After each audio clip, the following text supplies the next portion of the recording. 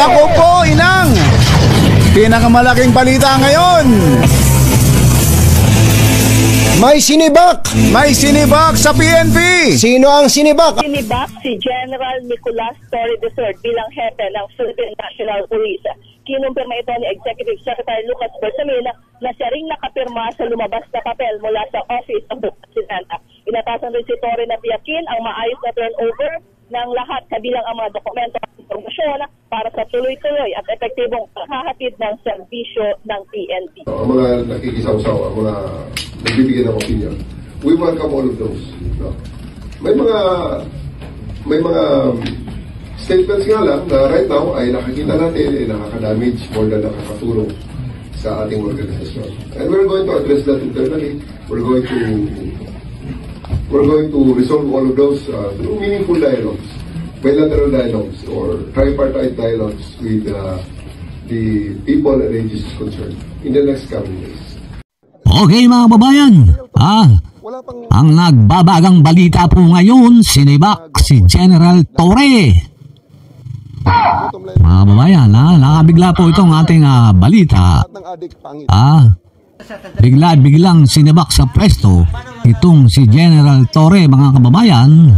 Siyempre maraming nagulat, maraming nagtatanong, bakit ura-uradang biglang sinibak itong si General Torre, mga kababayan? Ang sabi ni General Torre, narinig nyo, maraming nakikisawsaw. Siyempre maraming nag-aangad sa kanyang pwesto, mga kababayan. Marami sigurong lalong-lalo na yung mga TDS, ayaw na ayaw sa kanya, mga kababayan. At marami sigurong mga may nagawang hindi maganda o may nagawa rin maganda na ayaw ng Malacanang, mga kababayan. Siguro yung ba kasi mga siyempre yung mga PMA graduates, mga kababayan, nasa paawan yan, mga kababayan. Kaya maraming naikisawsaw.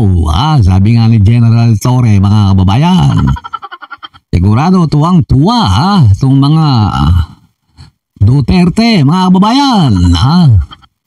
Lalong-lalo na siguro si Inday Sara, si Baste, mga kababayan. Nasibak na sa pwesto si General Torre. Ano po kayang mangyayari kay General Torre, mga kababayan? Tuwang-tuwa po yung mga DDS vloggers po niyan. Nagpapalakpakan yung mga tenga ng mga hinayupak na yan. Okay, mga kababayan. Abangan po natin ang susunod na update. Kung ano po ang mga bali-balita dito kay General Torre, mga kababayan. 3 buwan po lang nanungkulan si General Torre, mga kababayan. Napakaigsi naman. 3 buwan, parang paggising mo, hindi ka na PNP chief. Sayang na lang yung boxing match sana ni Baste, mga kababayan.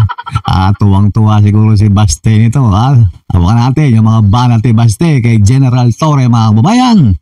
Pati na yung mga vloggers, lalong-lalo na yung vloggers na si Puga, mga kababayan.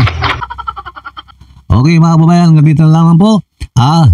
Abangan po natin ang susunod na update dito sa pagsibak kay General Torre, mga kababayan.